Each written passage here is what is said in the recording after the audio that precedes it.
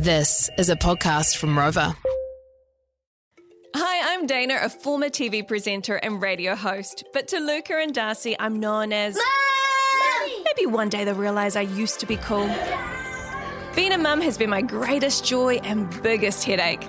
It's taken me to playgroups and parent gatherings, mainly for cake and coffee, but also to meet parents and swap stories, which reminded me I'm not alone and the things we face are normal.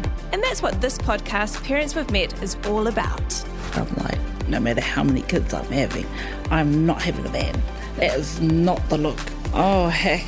I have to say, having a van has probably been the best blessing. I don't think we're meant to do this parent gig alone, and I knew I needed a bit of a coach to help me along the way. And that's where Jenny comes in. I hope I can help. Crossing my fingers. Every parent has their own story and their own struggles, so join us as we chat through the magic and mess of this parenting gig. Ka pai, Jenny. Welcome to Parents We've Met. In this episode, we got to chat with an inspiring wahine, Kaiora Tipene. Kaiora has such a unique and fascinating career as a funeral director, a business owner, and a New Zealand TV personality.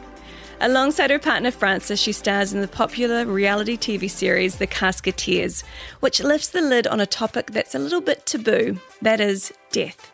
We were keen to hear how she juggles all she does while raising 5, soon-to-be 6 kids, and her advice on how to grieve well and help our kids when facing the death of someone they love.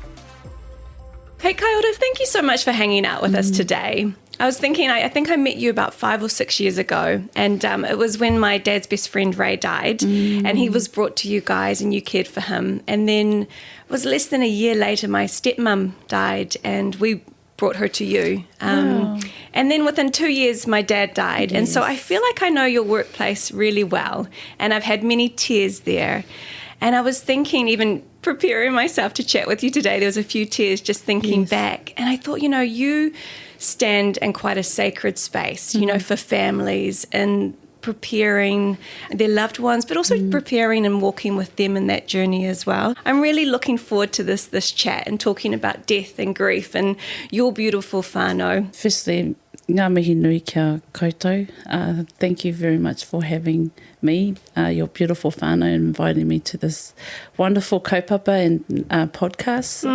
It's always a privilege to be able to share my experiences with anyone and everyone. So thank you for this invite.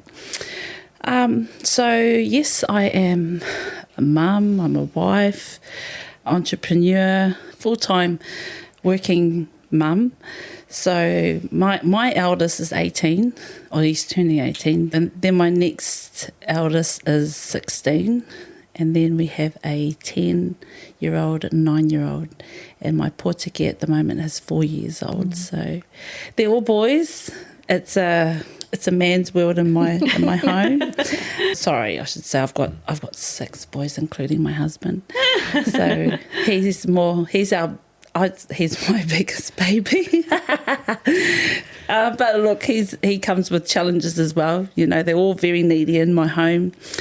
You are very outnumbered at home. I mean, what's it like being a mama to all boys and so many of them? I thought about this the other day, and I'm so grateful for my sons, and I love being a mum of boys. I do. I've met so many mums that have only boys. I met a mum the other day who has 9 boys, no girls. So when she heard I was having a girl, she was so envious, and she came to my workplace, to the funeral home. She dropped off this box of goodies for me, and I went, oh, you didn't have to. She goes, I'm just so blessed. Carry this girl for all of us.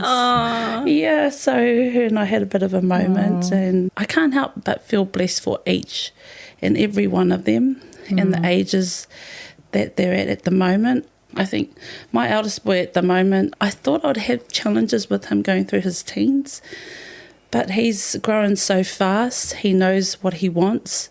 And a lot of my tamariki, when they know what they want, I just try to nurture that and then support them where I can to encourage them to do what they want to do. Look, there's so many things that I would want them to do, absolutely, or I would hint to them, actually, why don't you play this one instead of that sport? But they'll be persistent in their decision making, and so I'll just go with that. I think the last thing I want them to do or feel is if they can't come to mum or put some sort of barrier in place when they're wanting to share something with you. So, yeah. That's awesome.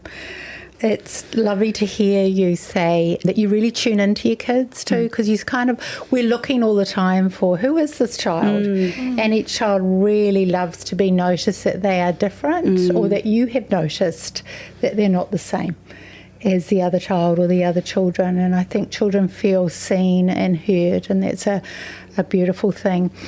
I'd love to know, Kaiora, what your boys would say, if your beautiful boys, if they were here, what would they say about you? How would they describe you as their mum?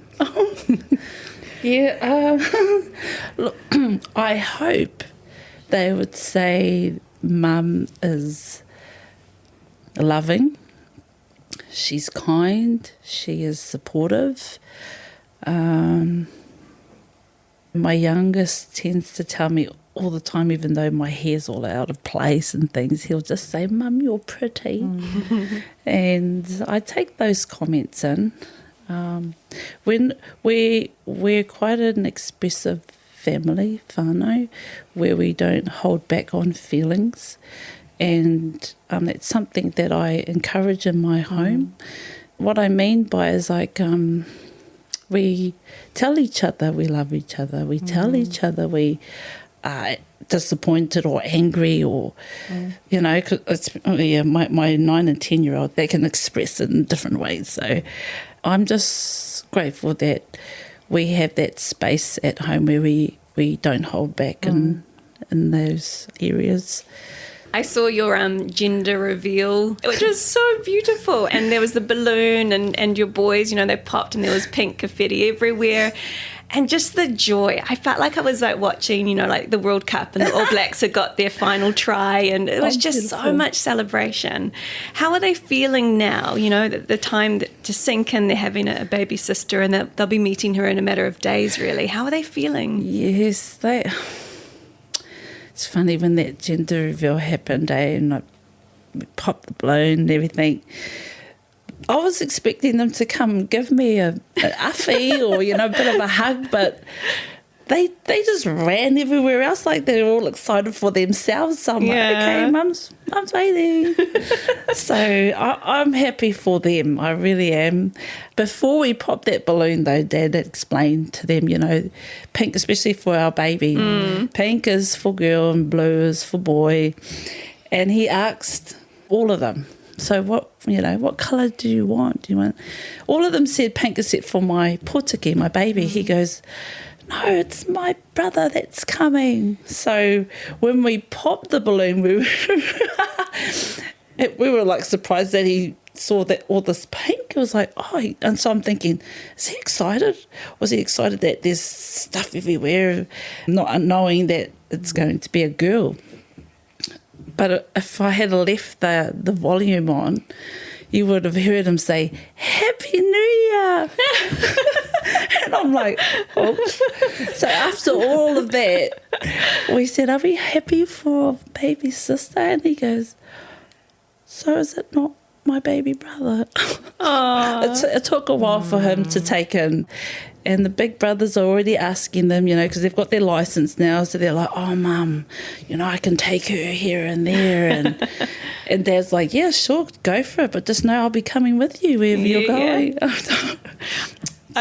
I was thinking about Francis and I know that he's a bit extravagant, I suppose. You know, like he loves, you know, chandeliers and big ornaments at your workplace. He styles it amazingly. And I was going to ask, do you think she's going to be spoilt? But I feel like that's a given with so many brothers and with you guys. She's going to be so loved upon. But will he be allowed to help decorate her bedroom, or do you think it might be a bit over the top with him? You know, I thought he's been wanting this for so long and that he's going to she's going to ruin him. She hasn't even come and he's already making these decisions. But actually, no, he's been really, really good.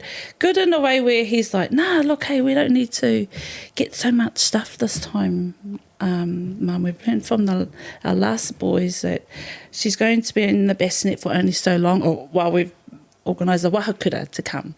So we're looking forward to that. And I'm like, oh, where's this this man, okay. He hasn't changed, but he's definitely taken a more modest approach to baby girl coming.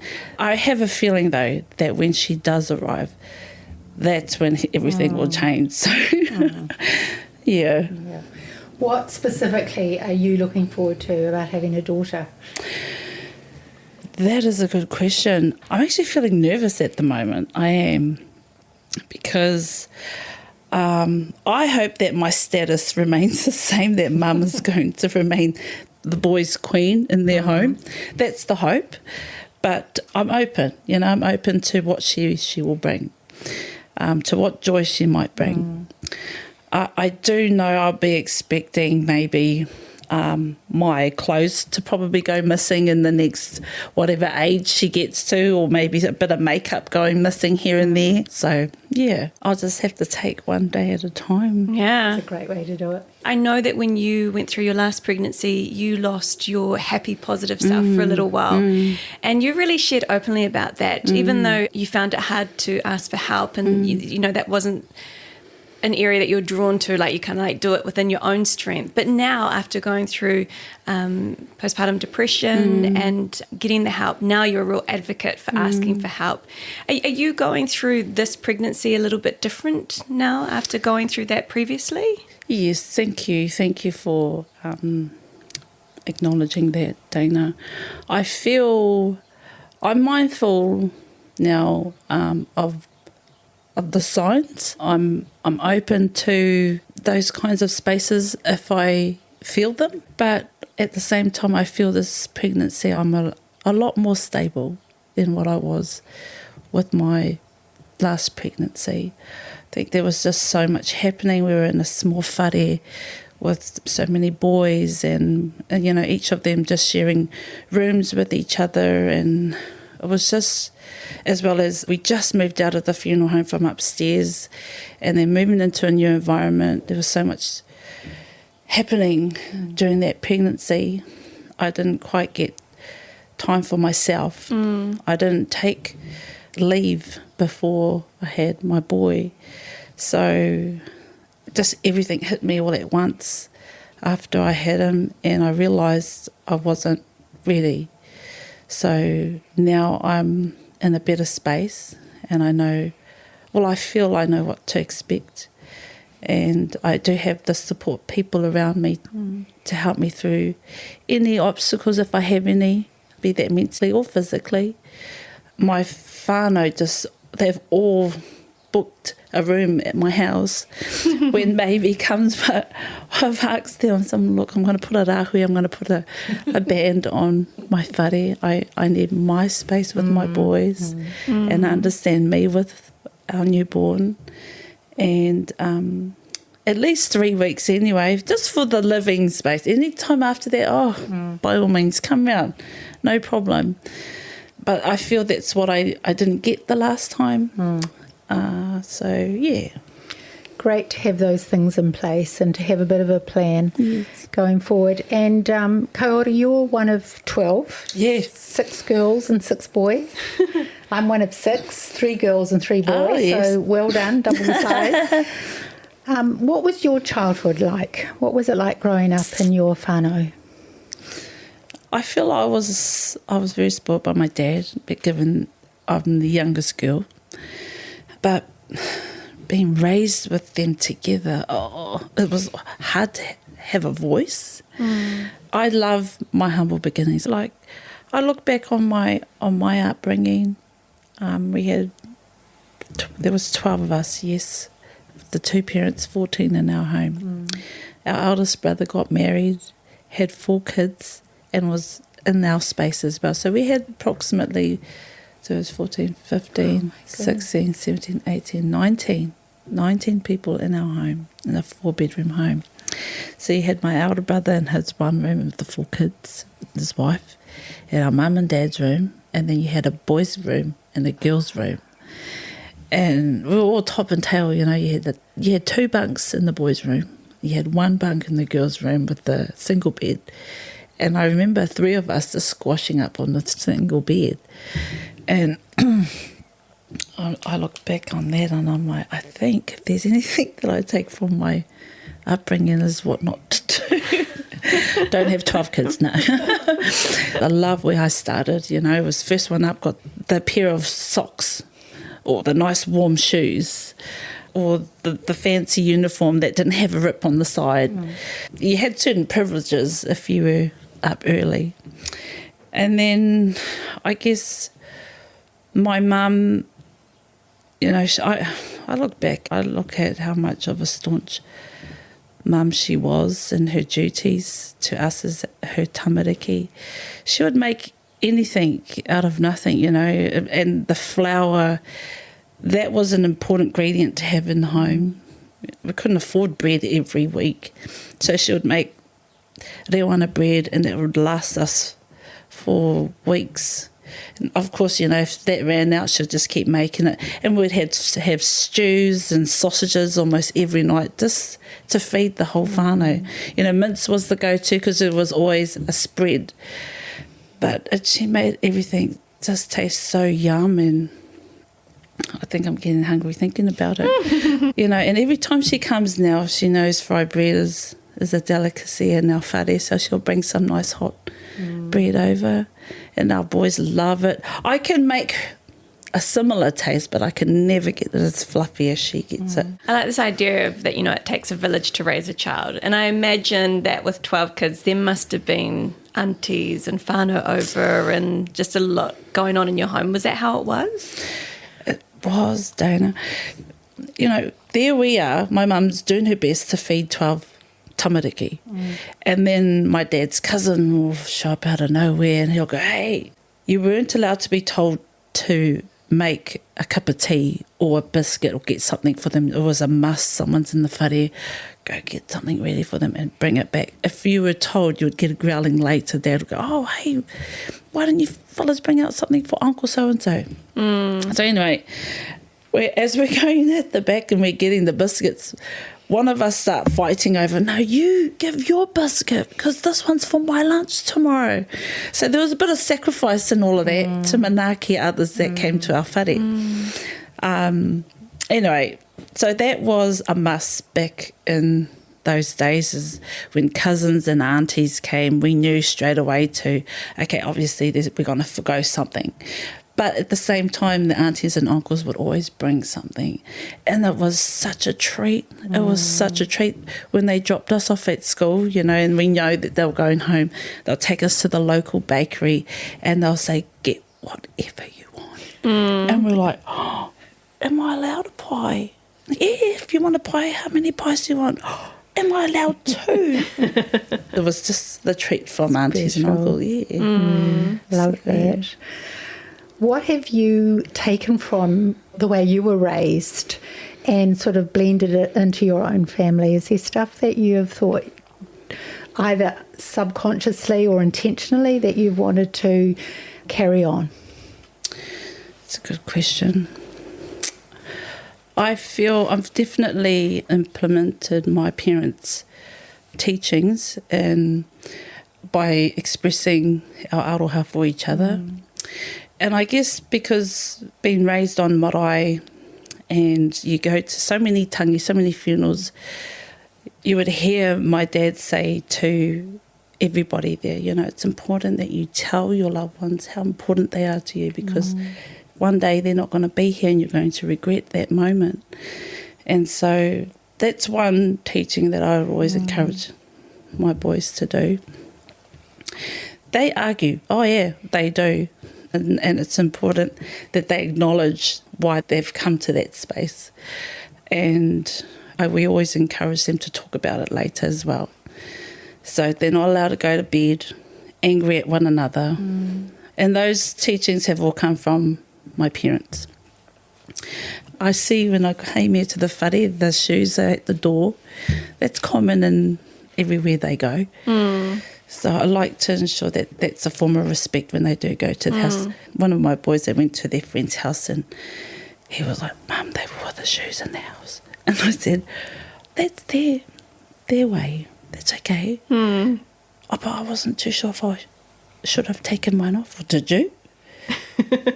Yes, well, good.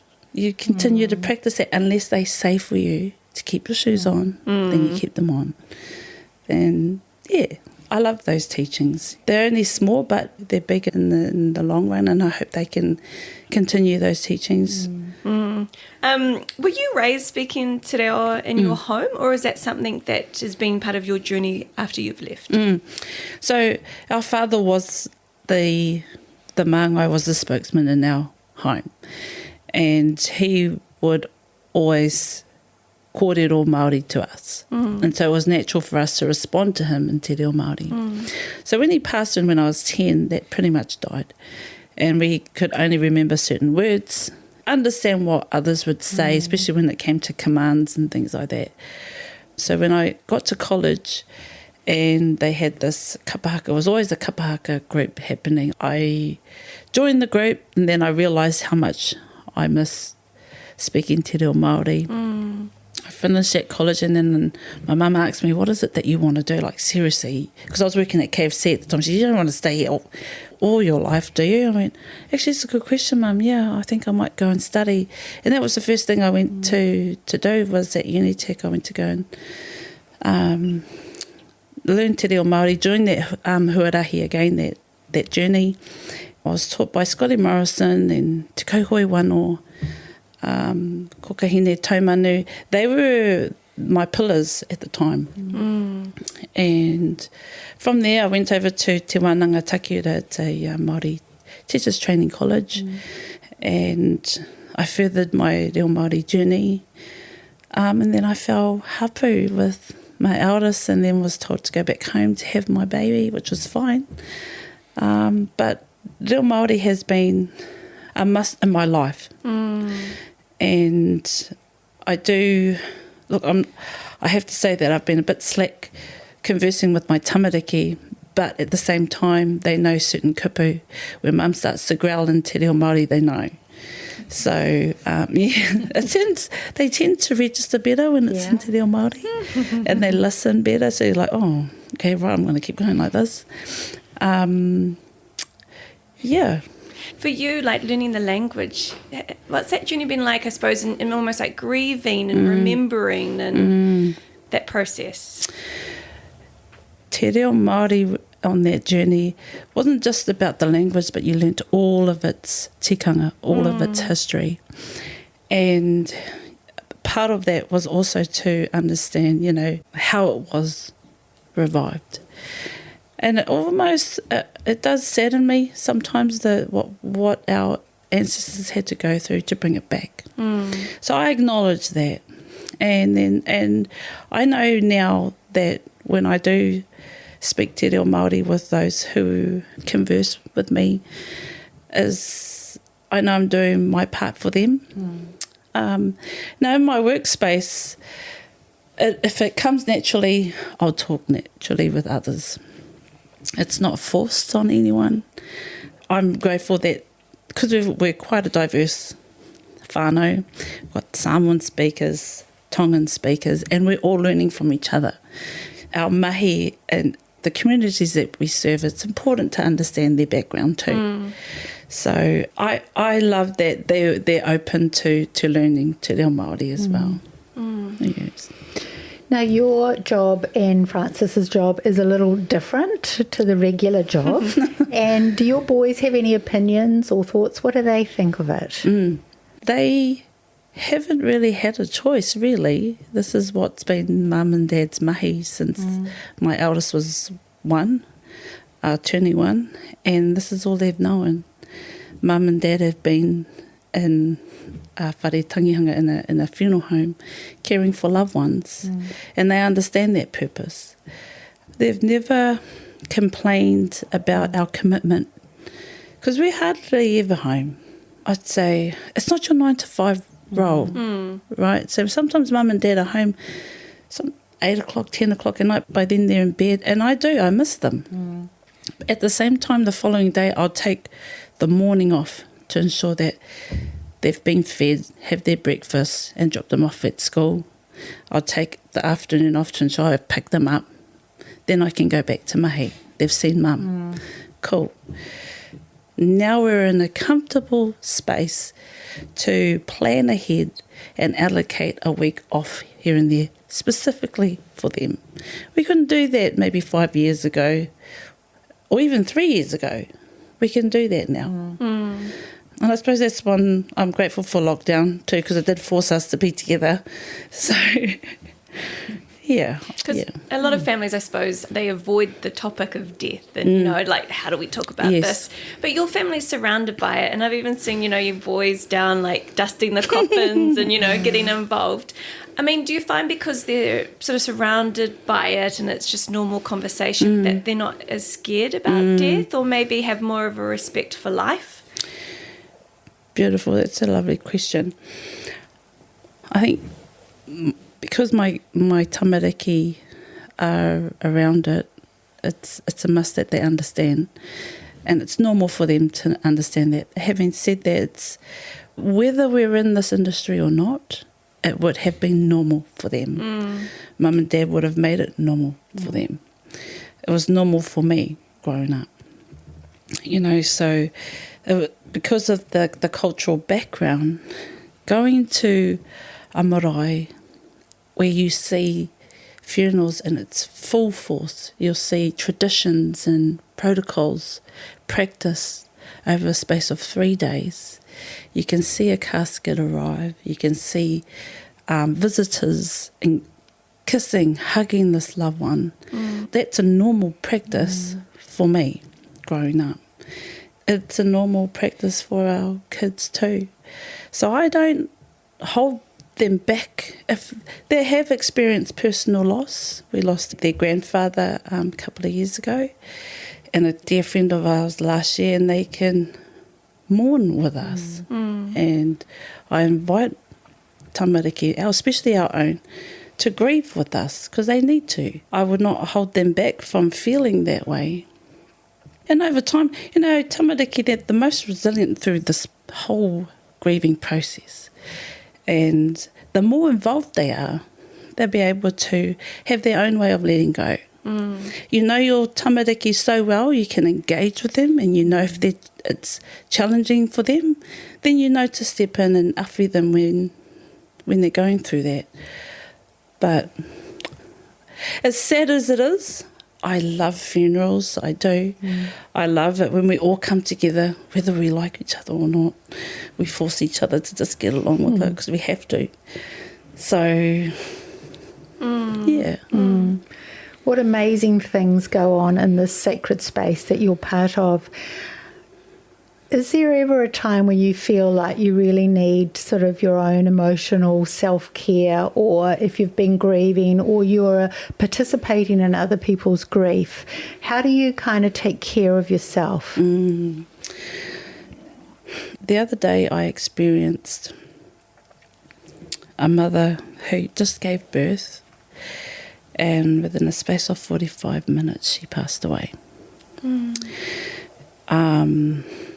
I was contacted because I knew this family personally. So I wasn't too sure if I was the right person to guide them through this. At the same time, I knew they needed me. So they have become the focus in that space. So we went to uplift her, we brought her back to the whānau home, treated her. And this mother also has an 8-year-old son. Baby lived. Baby's healthy and came to the funeral home as well. Her best friends came to dress, who were also pregnant. I wasn't too sure if I was the right person, because there's her mother who rang me, who asked me to care for her, and I wasn't too sure if she was okay with me being pregnant, I guess, or what space she was in, and me still being present. Then when I saw all these other mums showing up ready to dress her, I was like, okay, cool, we're good, we're good. In those times, I just take it as it comes. That experience for me, because it was so close, and I'm going through those same experiences as them at the moment, I haven't had a challenge like that for a while. So I did need my own little outlet. I needed to remove myself, have my own little cry. I went to go and see my husband. I said, oh my gosh, darling. And he goes, oh, I knew you would break. It's okay. Come sit in the office. When you're ready, we'll go back down. And that's important, having that time out just in those moments. They had a beautiful send-off, a lovely send-off. Lots of waiata, lots of haka and performances to acknowledge her, which helps with that grieving process for them as a whānau. And me just witnessing, being part of all of that was beautiful. After that, though, once the formalities had finished and I moved away, I needed to have a day off at least. And I took my boys with me. We just had fish and chips. It was the best feeling. It was the best. You needed to rejuvenate yourself mentally, physically. So that was one way of me making myself right after that. I went back. I was contacted by her mother again after that. She was so grateful. She's so grateful. And to hear her say that, you know, my girl hasn't looked like a princess in such a long time. Thank you so much for the manaaki you give her. Those are the words that make you feel so complete for them. You mentioned about getting kids involved, you know, and it helps them to grieve, you know, better. I think of like my dad's funeral, and my boy was 3 at the time. I remember when Dad was carried out, my boy just decided on his own. He jumped up and he quickly got his hands there and he helped carry. And I just thought, it was just such a beautiful moment. And I thought we hadn't really got him that involved, you know, but he just was like, I'm going to be involved and this is what I'm doing. What ideas do you have? Because you've seen so many funerals. What ways can we get our kids involved? And what traditions and different rituals have you seen that help with the grieving process? Depends how our relationship to the loved one. And, I mean, we all say that we're nieces and nephews, eh? We make that connection and we can claim who they are to us. But often when they are, you know, an immediate family member, I would encourage them to maybe be involved in the funeral if you want to. Invite them to share some words or memory that they had with papa or nana. If they're not of the age to be a pōbearer, then allow them to, just like your son did, touch the casket and assist with walking out or walking in, so they can feel part of that. But yeah, I would encourage parents to firstly allow their children to grieve and invite them to be part of the funeral if they wanted to, if they can. If not, then, you know, have some moments with them later and invite them to the casket, because they will see you sit next to mum, dad, loved one, and so they'll want to be part of that with you. Yeah. I had this conversation with a friend of mine some time ago, and, you know, I showed her around the funeral home and she got a bit emotional because it brought back some memories of her loss. And she goes, you know what, I wish my parents didn't do that to me. They didn't allow me and my brother to come and see our granddad throughout the funeral. And she said, look, we weren't allowed to be part of going to see him earlier. We were only able to see him at the funeral service. Then we closed the casket lid, and then we took him to the burial. And then when we saw him lower into the ground and then walk away, I was in shock. I didn't know that we had to leave him there. I didn't know that actually Granddad had passed away because they didn't tell me. When she shared that with me, I felt aroha for her. And so she feels now, she's like, I'll never do that to my children. I couldn't give her any answer, but to say, you know, we know what to do with our tamariki now. Shall we go have a moment? Where's Granddad buried? Should we go see him? Should we have a karakia or something? She goes, actually, yeah, let's have a karakia. Just a form of letting go in that moment. Something ceremonial for her to help that. It was a sad moment to understand that she's now my age, and looking back at that, not being given the opportunity to grieve. She knows she wouldn't want to do that with her children. It's an amazing thing that we often look back and realise that there were some missing pieces for our children when you hear them talk and you think, oh, they haven't actually put that together. And I think the neat thing too is that we can revisit things like you did and fill in the missing gaps for children and then decide to start a different traditional way of dealing with death. Children are known to be really good observers but not always good at interpreting events. And so I think it encourages us to talk to our kids and always have conversations about what's happening and not leave them in the dark like that. Kaiora, you would have a good sense of humour because I imagine you need one in the work that you do. What do you do? Are there any things that you do that just keep your sense of humour alive so that you kind of adjust the balance of sad things and life is good and funny? We have to have a laugh. I mean, what life would be like though, if we were crying every moment of our life. Look, I keep saying how grateful I am, and I am. The staff that we have, they're our whānau. And, you know, in whānau you have all these types of dynamics with each other, personalities and whatnot. And we each bring our own uniqueness to mahi. And we can have so much banter. You know, most days we like to come back together and have a bit of a kai. And in that space there, we're laughing with each other and we're reflecting on maybe the funerals that we've just had, or laughing at how we responded to certain things throughout the day. So it's those moments there where we like to have a bit of a laugh, where we can be ourselves with each other. Is there anything that you can think of that you... Francis or oh no, we won't be doing that, and have found yourself doing it? Anything in the parenting realm that was a never and now you found yourself doing it?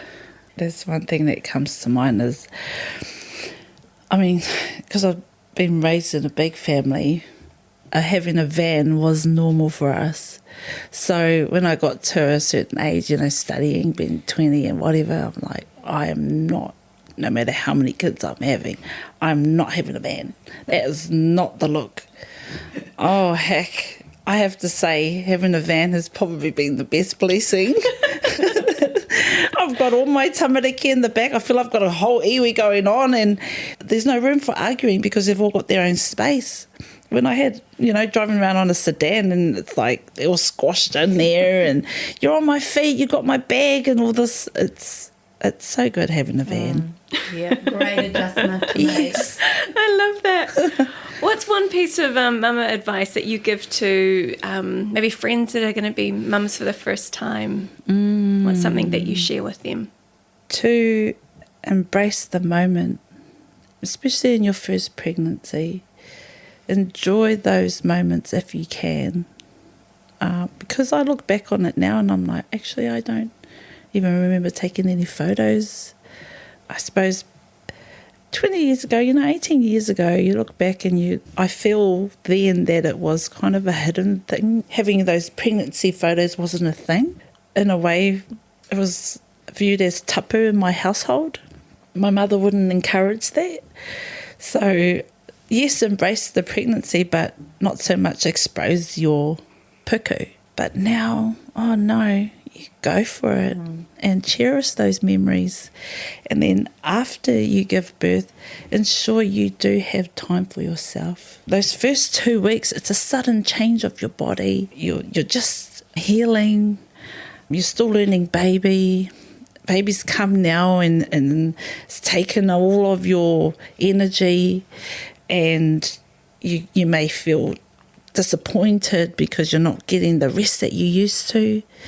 Have a moment. Just have a moment when you can. If it means just to block out and just have a hot chocolate or a coffee or whatever to make you feel good. Then get back into understanding yourself again and looking after baby if you can. That's probably the best advice I can give you, because looking back on my son and my firstborn was a heavy recovery. Here's the reason why I can only have C-sections. This will be my 6th Wow. C-section. You know, every birth after him, the specialists will come in and they'll go, you know, there's a risk over here, you should really consider, you know, tying the knot. This was like my 3rd one, but my 2nd one, the specialist then said, you know, you can have as many as you like. And I went, really? He goes, yes, don't let anyone tell you that you should only have 3, because that's the recommended number. I've performed 9 on one mother. So if you want, I went, are you going to be around, you know, for the next whatever years? Yeah. So he made me feel comfortable to have, or not have a restriction. Yeah. You know yourself, you know your body. If it's not feeling right, then of course, then make those decisions. And at my last pregnancy, when I gave birth to my baby, it was then they asked, are you going to, shall we tie it up now? My husband's going, oh, Mum, yeah, we'll tie it up. No, excuse me. No, we can just wait until I'm ready. So he would have missed out on his blessing if I did, and I'm grateful I didn't. It's a big decision to make in that moment. I remember just before I had my firstborn, my husband was like, do you want me to take a photo of your stomach? And I was like, oh, no, it's all good. And I'm so glad that he was like, no, let's do it. Because I look at those photos now and it's just in my hallway, in my pants and my bra. And I just treasure. Yes. I treasure. And I look at those photos. So I'm really glad I have them. So that's really great advice. Yeah, that really is good advice. When I was pregnant with our 2, you certainly wore balloony dresses, nothing that showed the shape of the baby. And even words were used like, oh, Jenny's in her confinement. And I thought, what is that? What is that, Jenny? No, I think it's you're carrying a baby, but you're sort of meant to be kind of a little bit obscure, a little bit out of the way. So I love that we have grown to this celebration of all that it contains. Now, one day your beautiful whānau, all your children will leave home, not at the same time, but they will. And what is it that you would hope that they carry with them into their own family and into their own adventures? A picture of me. Yeah. Don't forget your mum. I'm always here. You know, you do hope that your children, when they do leave home, that they have their own standards, or they've taken so much from teachings at home that they apply that in their own space. I hope my boys, if they do ever feel uncomfortable, that they can make contact with mum and dad by phone call or whatever. That's why my husband, sorry, not dad, husband. It's funny, how we refer to them as dad I and do it all the husband. time. He's always wanted to have a girl, right? And he keeps saying like, oh man, because you boys are going to grow up, you're going to leave, you're going to have your girlfriends, you're not going to come home, you're not even going to share your babies. And I'm like, okay, well, we'll just wait for those moments to come. He goes, no, but I just know if I was to have a girl, she'll stay with daddy and she'll look after me. He's kind of planned already. She's like, do you think she will leave home? And I feel sorry for him when that day comes. Like, I hope you do expect that. You got to try and prepare yourself now, because when the time comes, I feel like you're going to be a blubbering mess. Thinking of your workplace, you've talked about, there's Samoan, Tongan, there's so many different cultures that come together. But you and Francis are really intentional of like this te ao Māori way of doing things. Can you tell us a little bit about that and why it's so important in that space? I feel that our cultural background helps us through manaaki, a caring for families. We draw on those teachings to help us through that. It's a must to have, especially when we are caring for a lot of traditional Māori whānau who practice that. But at the same time, as I said earlier, we're open to all cultures. It's a practice for us that when we do uplift loved ones, or when they depart our services, we'll always have a karakia with them. It just comes natural, and we'll have a himene or song, and it sets the journey for them. Whether they're Māori or not, we just invite it. It's not a must that the families have it. Some families love it. Some families, even if they're not Māori, they'll ask, are we able to have a karakia? You're like, oh, they want a karakia, cool, let's do it. So I appreciate when they do want to, when they call on us to help them through that. I love that we can implement tikanga in our funeral home. Yeah. But as I said, it's not a must. It does help with that grieving process, though, with some of our families who may not be of a cultural background. It helps them. Obviously drawing a lot on saying goodbye to my dad, it was only a couple of years ago, but my family were like, oh, do you want to do a family service before the funeral? And I was like, why? They were like, oh no, we think we should. I'm like, okay. And I'm so glad we did. Yeah. So it was just the night before, it was 2 hours, and just the stories that were shared. Yeah. And I still remember holding my kids and the family just all around and just singing and loving on my dad, and it was just such a beautiful personal way of saying goodbye, because the next day with a funeral, you're still very present, but there's more people and it's just not as intimate. So, I think it's really lovely when someone stands in that space and says, here are some of the options. Yes. Have you thought about this? Yes. This may help with the grieving process. Yes. A lot of Samoan families do have a family service the night before. And it's for that, They love to get up and share. Much like Māori, on the last night we call it a toko night, and you hand out the toko, the stick, and whoever has the stick has to say something, whether they like it or not. So a lot of the cousins would run out of the marae when they know it's toko, so I'm going home. But you hear all the types of stories about your loved one, and you learn so much about them. You're, the cheeky fella ran off to the pub that night when we all thought he went home. No. Yeah, well, how come we weren't invited? All that kind of stuff. Very special. Yeah. Thoroughly enjoyed this kōrero. It just feels like we're having a catch-up. Yeah. So that's nice. I love it when I hear families openly talk about loving one another. And lots of us would say, yes, of course we love one another. But when a family actually says it out loud to one another, and it's kind of like a daily practice, I don't think you can get too much of being reminded that you're loved. And some of us grew up knowing it, but kind of not hearing it, and sometimes having to fill the gap. And so I think that's really good. And the other thing that went with that conversation was children being free to express their feelings, knowing that in the family there is real safety in being able to say, I'm sad, or I'm down, or I didn't have a friend today, or I'm really excited.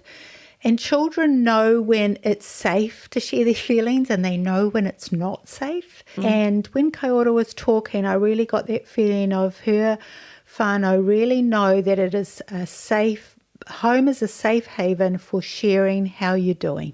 Yeah. And I think too, coming back to, saying I love you on the daily, I think it's something that you practice. And if it feels foreign, in your whānau saying it, the more you do it, I think it just naturally flows.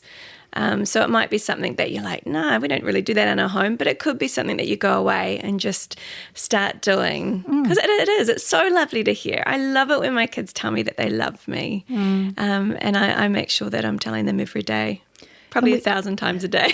It's good. I don't think you can overdo it. And I think you get over the awkwardness. When you're older and you're, like I remember my dad starting to tell me that he loved me, and I always knew he did, but it was sort of like, oh, yes, Dad, I know, sort of, but awkward. But, oh, man, I'm so glad he did. Beautiful. She also talked about, the family sometimes that missed on grieving well around their own parent dying or something like that. And I think that parenting is a bit like this opportunity we get that we often miss. We think, I could have done this, or I should have done that, or now that I know more, I wished I'd done that. And we can live a life of regret, or we can think, you know what, I might just go back and talk about that with my kids. Yeah. So with my grown-up kids, there's some conversations we've had now that should have been had a long time ago. Maybe not the birds and the bees, I hope. Oh, no, not that one. I think we did averagely with that one. But I think that if you didn't do what you wanted to do or say what you wanted to say, or maybe you overdid something and you feel that you want to say sorry, it's never too late to go back and have those conversations with your kids. And there's a lot of healing in that. Yeah, so true. I love the chats that I have with my nana and my mum. And I remember my mum saying to me not that long ago that when I was dating, sometimes she didn't give me a lot of advice because her and my dad had separated and she felt like she didn't know enough and she had made bad choices and so she wasn't too sure exactly how to lead me. And I always, as a teenager, wished that she had given me more advice or told me more because I sometimes felt a little bit in the dark. So it's been really lovely actually to go back. You know, I'm married now, I've been married almost 9 years, but for her to say, oh, this is the reason around that. And you're right, it does bring healing and it also brings a bigger picture of this is why that didn't happen in my childhood. We all do things for a reason and sometimes we don't work it out till much later what the reason was, and it's great to share that. And I think that our kids get a fuller understanding of what really went on and probably a fuller understanding of, in the heart of it, it was a good intention. We may have got something wrong, but we really did want to do our best. I think most parents are out to do their best. I love to, you always talk about how it's an ongoing conversation, you know, a lot of these things. Well, it really is. If we're still, you know, with your 40-year-olds and 50-year-olds, you're still having these chats with your kids and working things out. It's a process and it's a journey. Kaiora also delightfully didn't have lots of things that you thought that she's really working on in the family, like, oh, they don't do this, or I wish they did more chores or that. And I loved that lens that she was looking through for her own children, that it wasn't sort of like, oh, we've got to fix this and that's not yet done. But it was a lovely sort of gentle, peaceful accepting of each of the stages probably that her children are at, without this sort of ferocious need to sort it, fix it, you know, we're not doing as well as somebody else is, but there was a calmness in that kind of made you feel that the children soaking in that would just feel very accepted. I do think we think in terms of it's a problem and it needs fixing. And I didn't pick that up with her, and I think that we could lean into that a little bit more in our own families. Well, that wraps up another episode of Parents We've Met. As always, thank you so much for tuning into this podcast project of ours. We are loving putting it together for you. Now, we are all about supporting parents on their parenting journey. So if you'd like access to more resources, head over to our website, parentingplace.nz. You can also find us on Instagram and Facebook. And if you're enjoying what we're doing here, we'd love if you could share it on social media or rate and review it on this app. Rover. Music, radio, podcasts.